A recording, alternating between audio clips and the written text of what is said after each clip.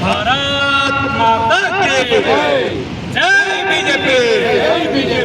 नरेंद्र मोदी गारी नायकत्వం नरेंद्र मोदी गारी नायकत्వం ఈ రోజు అత్యంత శుభకరమైనటువంటి రోజు ఈ రోజు భారతీయ జనతా పార్టీ కార్యకర్తలు సంతోషంతో ఉప్పొంగే రోజు ఈ రోజు భారతీయ జనతా పార్టీ ప్రతి నాయకుడు కార్యకర్త గుండెలు మరి గర్వంతో పొందినటువంటి రోజు మన చరిత్ర చెప్తా ఉంది దుర్మార్గం దుష్టత్వం ఏదైతే ఉందో అది క్షణకాలమే ఉంటుంది మంచికి మాత్రమే ధర్మానికి మాత్రమే న్యాయానికి మాత్రమే మరి చరిత్రలో విజయం అనేది వస్తుంది అనేది మనం చరిత్ర చెప్పినటువంటి సత్యం ఆ క్రమంలోనే ఈరోజు అరాచకమైనటువంటి పాలన దుర్మార్గమైనటువంటి పాలన దుష్ట పాలన మరి తృణమూల్ కాంగ్రెస్ పాలనకు సమరగీతం పాడి భారతీయ జనతా పార్టీ మరి కాషాయ జెండా రెపరెపలాడుతున్నటువంటి సందర్భాన్ని పశ్చిమ బెంగాల్లో ఈరోజు భారతీయ జనతా పార్టీ కార్యకర్తలందరూ పండుగ చేస్తున్నటువంటి సందర్భాన్ని ప్రజలకు గుర్తు చేస్తూ ఉన్నాం మరి 1976 నుంచి కూడా 1976 నుంచి కూడా పశ్చిమ బెంగాల్లో అటు లెఫ్ట్ పార్టీలు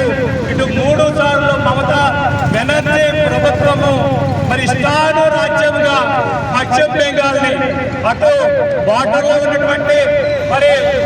ఆ యొక్క బంగ్లాదేశ్ యొక్క రోహింగ్యాలను ప్రోత్సహించి మరి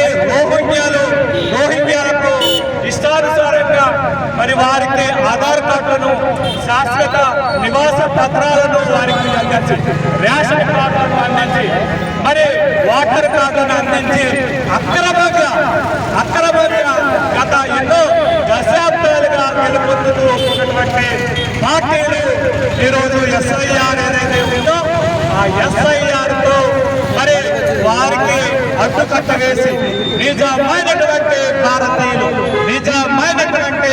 వెస్ట్ బెంగాల్లో ఉన్నటువంటి ప్రజలు మరి వారు ఖచ్చితంగా వారికి మరి కేంద్ర ప్రభుత్వం రక్షణ కల్పించి ఓటు వేసే విధంగా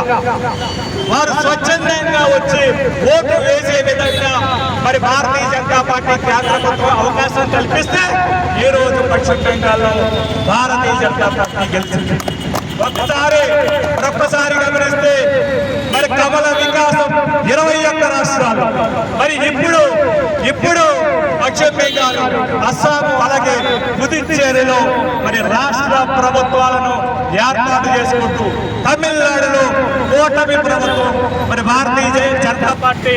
మరి సహకారంతో ఏర్పడుతున్నటువంటి విషయాన్ని ప్రజలందరూ కూడా గుర్తుంచుకోవాలి. రాబోయే కాలంలో తెలంగాణలో కూడా కాషాయ జెండా ఎగరబోతూ ఉంది. రాబోయే ప్రతి ఎన్నికల్లో భారతీయ జనతా పార్టీ అభ్యర్థులు అత్యధిక ఓట్ల మెజార్టీతో గెలుస్తారని ధీమా వ్యక్తం చేస్తూ పశ్చిమ బెంగాల్ ప్రజలకు అస్సాం ప్రజలకు పుదుచ్చేరి ప్రజలకు మరి అదేవిధంగా